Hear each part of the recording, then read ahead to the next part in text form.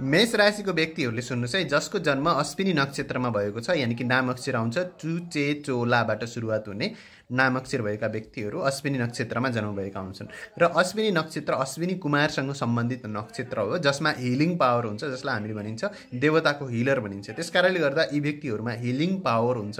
यी व्यक्तिहरूले मेडिकल फिल्डमा एकदम राम्रो पर्फर्मेन्स गर्न सक्दछन्। साथसाथमा यिनीहरूमा हिलिङ भन्नाले नट ओन्ली मेडिकल फिल्ड है, कुनै पनि फिल्डमा हुन्छन् यिनीहरू। आफ्नो अर्गनाइजेसनमा कुनै पनि संस्थामा जहाँ हुन्छन्, यिनीहरूले चाहिँ त्यो संस्थाको एकदम डिफिकल्ट सिचुएसनमा अल्झिरहेको कुनै पनि अर्गनाइजेसन, संस्था अथवा कुनै पनि व्यक्तिलाई त्यसबाट निकाल्न सक्ने क्षमता, त्यसबाट हिल गर्न सक्ने क्षमता हुन्छ भनेर भनिएको छ।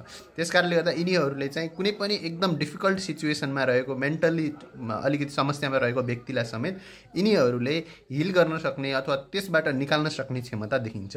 अर्कोतर्फ अश्विनी नक्षत्र भनेको सबसे स्टार्टिङको नक्षत्र हो, सुरुवातको नक्षत्र हो। त्यसकारणले गर्दा यिनीहरू एकदम धेरै इनिसिएटिभ टेकिङ हुन्छन्। कुनै पनि क्षेत्रमा होइन, फर्स्ट व्यक्ति कोही उठ्दछ भने होइन, त्यो क्षेत्रमा गएर पहिलो व्यक्ति म हुँ भनेर स्ट्यान्ड लिन्छ भने त्यो व्यक्ति हामीले अश्विनी नक्षत्रको व्यक्ति देख्न सक्दछौँ। र यिनीहरू एकदम कम्पिटेटिभ स्वभावका हुन्छन्, प्रकृति प्रेमी पनि हुन्छन्।